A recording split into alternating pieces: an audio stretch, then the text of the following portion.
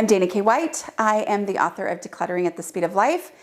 And today I'm going to give you 2 options for when you get stuck in the decluttering process, okay? 2 options, because the goal to achieve is to keep going, right? The goal is to not get stuck. So this is how you prevent getting stuck. You can choose either of these 2 things. If it is too much, it is perfectly fine to skip it and move to the next item. I have a 5-step no mess decluttering process. It is all over YouTube. I have done so many videos. I've gone through the entire process. I've gone through every step in detail. It'll work you through any clutter situation, right? Help you make all those decisions without emotions. But what happens when you just get to something where you just can't? It just makes you want to shut down, step away. This is too much, all right? You can skip it, because it is better to skip that item than it is to stop decluttering.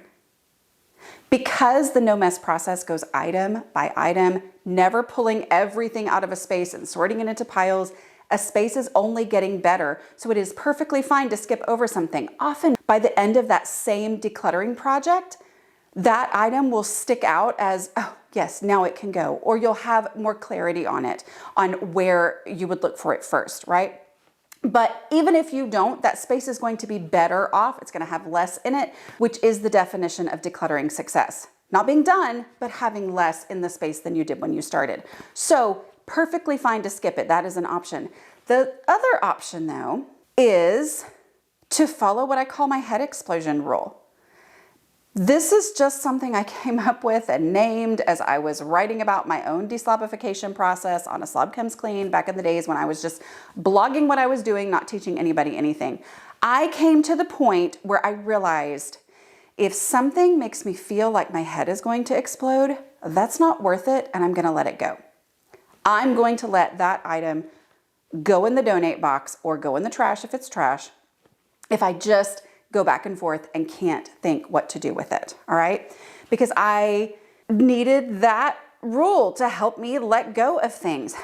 But here's the beauty of what happens when you do that, that helps you throughout the decluttering process. Skipping it is great because it lets you keep going and you're like, it's okay. The lady who wrote Decluttering at the Speed of Life said it's fine to skip the item. And so I'm just gonna do that and keep going, and then you make lots of progress, even though that one item was hard, but it didn't trip you up. The beauty that happens when you go with the head explosion rule is this: it often brings momentum. It often provides momentum. So I was decluttering in my closet recently and I came to this shirt, okay? This shirt that has tags. And I had ordered this shirt, got a couple other things in that same order that I really liked. And I should like this shirt, right? Like, it's pink. I wear a lot of pink. I'm wearing pink right now. Y'all know that. You watch my videos. But every time I would think, okay, I should wear that now, I would think, well, I don't want to iron it, first of all. It also, it's a little bit, like, it just doesn't feel great. So the fabric is, you know, I'm very much about, if it itches, I'm not wearing it.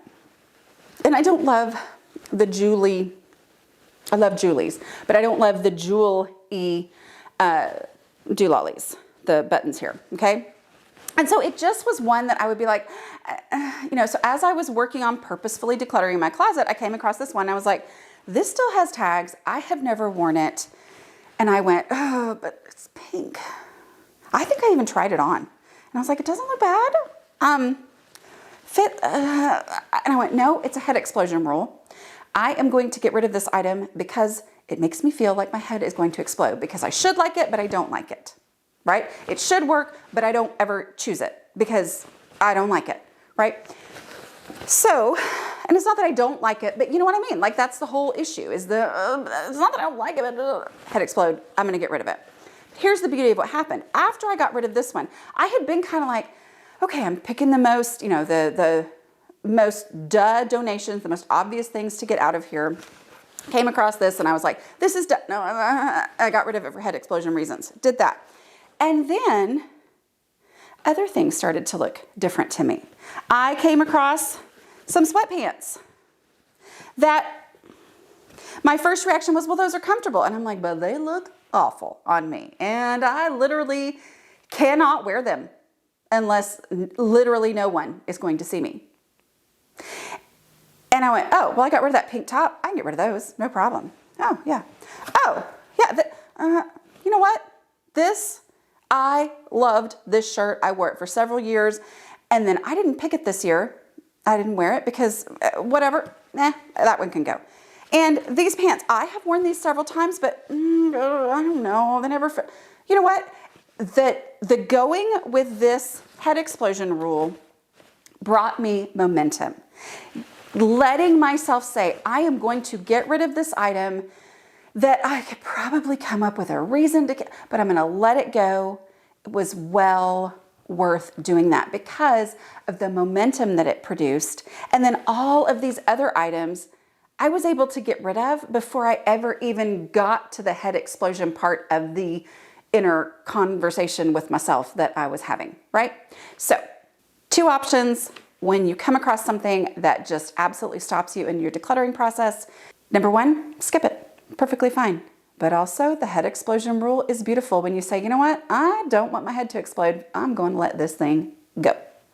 And that's powerful too. Whatever your choice between those 2, great, because either one allows you to continue making progress. And that's what it's all about, because that's where real change happens in your home, is when you can continually make decluttering progress. Okay, I hope that was helpful. I will talk to y'all next week. Bye.